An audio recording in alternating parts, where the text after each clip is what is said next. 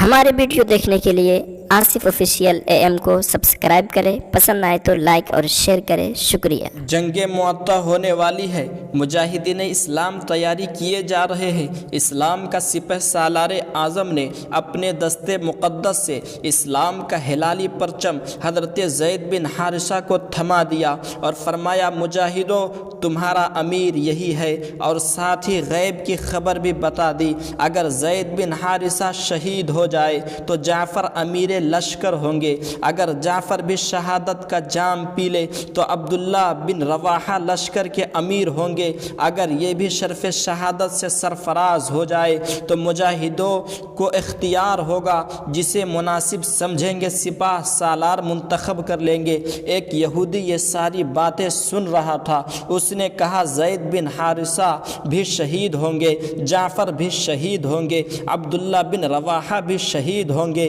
اس لیے کہ یہ رسول کا کہنا ہے جو کبھی غلط نہیں ہو سکتا۔ اور واقعی ایسا ہی ہوا، ایک بعد دیگر یہ تینوں حضرات اسلامی حقانیت کو برقرار رکھنے کے لیے شہید ہو جاتے ہیں۔ غور کیا آپ نے، رسول اعظم زبان فیض ترجمان سے کہتے جا رہے ہیں اور شہیدوں کے فہرست میں ان تینوں کا نام لکھا جا رہا ہے۔ جب رسول یہ فرما رہے تھے اس وقت زبان بول رہی تھی، رسول کی نظر ان تینوں کی شہادت کو دیکھ رہی تھی۔ آپ یہ سمجھ رہے ہوں گے کہ مدینۃ النبی سے بالکل قریب ہے، بالکل قریب میں ہوگا۔ نہیں، معطا مدینہ سے 1 ماہ کا فاصلہ رکھتا ہے۔ مجاہدین اسلام جاتے ہیں، معرکہ شروع ہوتا، رسول کی نگاہ مدینے کی سرزمین ہی سے جنگ کا نقشہ ملاحظہ فرماتے۔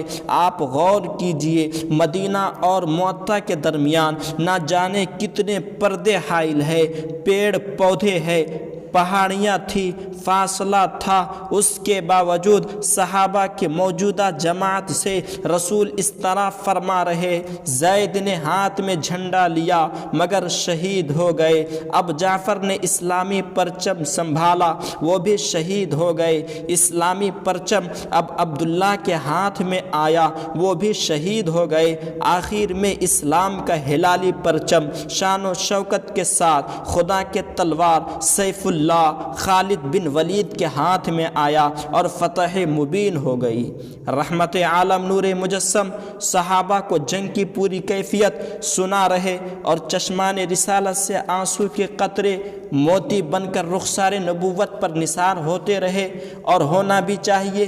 اس لیے تو کسی نے کہا کہ جب آ گئی ہے جوش رحمت پہ ان کی آنکھیں، جب آ گئی ہے جوش رحمت پہ ان کی آنکھیں، جلتے بجھا دیے روتے ہنسا دیے، جلتے بجھا دیے روتے ہنسا دیے۔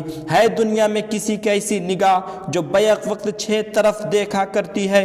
نگاہ نبوت کے لیے دوری نزدیکی کا کوئی فرق نہیں ہوتا، لہٰذا پتہ چلا کہ رسول کی نظر اور ہے، امتی کی نظر اور ہے۔ جب نظر برابر نہیں ہو سکتی تو بشر کیسے برابر ہو سکتے؟ کوئی 1 خوبی کا مالک ہوتا، کوئی 2 کا، کوئی 3 خوبی کا مالک ہوتا، کوئی 4 کا۔ ہر انسان ہر خوبی کا مالک نہیں ہوتا، ہر نبی ہر خوبی کے مالک نہیں رہے۔ یہ خصوصیت محمد رسول اللہ صلی اللہ تعالیٰ علیہ وسلم کی ہے، ان میں تمام فضائل اور اوصاف جمیلہ موجود تھے۔ ان میں ابو البشر سیدنا آدم کا خلق ہے تو شیس کی معرفت بھی، نوح کی شجاعت ہے تو صالح کی فصاحت و بلاغت بھی، یونس کی طاعت ہے تو یعقوب کی بشارت بھی، لوط کی حکمت ہے تو یحییٰ کی عصمت بھی، داؤد خلیل اللہ کا لحن صوت ہے تو موسیٰ کلیم اللہ کا جلال و شدت بھی، اور ادریس کا درس و تدریس ہے تو ابراہیم خلیل اللہ کی خلت بھی، الیاس کا وقار ہے تو اسحاق کی رضا بھی، ایوب کا صبر ہے تو صدیق اللہ حسن و جمال ہے، عیسیٰ روح اللہ کا زہد و کرم بھی، سلیمان کا تخت و ملک ہے تو اسماعیل ذبیح اللہ کے لسان بھی، یوشع کا جہاد ہے تو ہارون کا تحمل بھی۔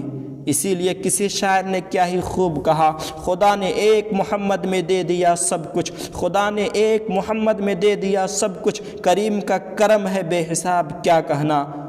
امت کا کوئی فرد ایسا نہیں جس میں یہ ساری صفت جمع ہو گئے؟ اگر ہے تو وہ محمد رسول اللہ صلی اللہ تعالیٰ علیہ وسلم، جو صرف نبی ہی نہیں بلکہ امام الانبیاء ہے، سید المرسلین ہے، طٰہٰ و یاسین ہے، رسولوں کے آقا ہے، امت غلام ہے، اور جو غلام آقا کے ساتھ برابری کا دعویٰ کرے وہ غلام نہیں، نالائق ہوتے۔